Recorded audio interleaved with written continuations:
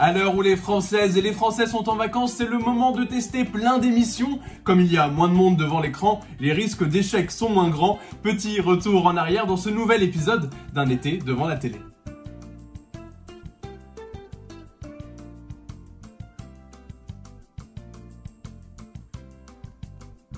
Depuis quelques temps, on a le droit à 2 saisons de Koh-Lanta chaque année le vendredi soir, mais ça n'a pas toujours été le cas.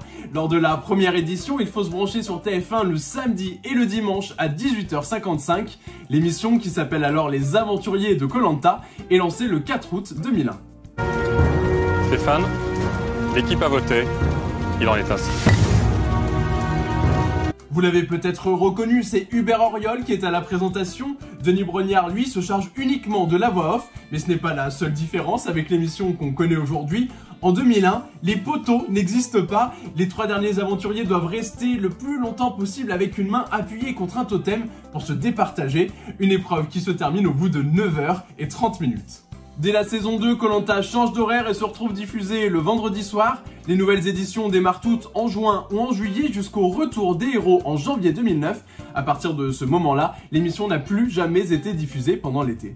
Claire, les aventuriers de la tribu réunifiée ont décidé de vous éliminer et leur sentence est irrévocable. Une autre émission a longtemps été diffusée pendant l'été, c'est clairement le genre de programme qu'on regarde le lundi soir lorsqu'on doit rester dans son Airbnb parce qu'il pleut pendant les vacances. Il s'agit de L'amour est dans le pré. You're beautiful. You're beautiful.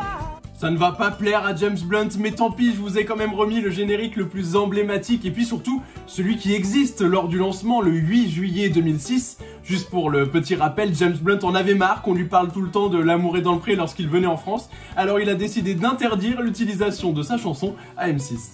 Revenons à nos moutons. Pendant 12 ans, l'émission s'étale sur tout l'été ou presque. Au début, une saison dure un peu moins de 2 mois et puis au fil du temps, on tourne plus autour de la quinzaine d'épisodes, de juin à septembre. Sauf que tout change à partir de 2018.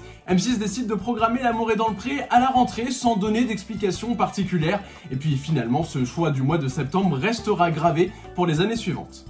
Avant tout ça, une autre émission était proposée en partie pendant l'été. La toute première, c'était le 3 juillet 2000. À 19h, le public entend ce générique.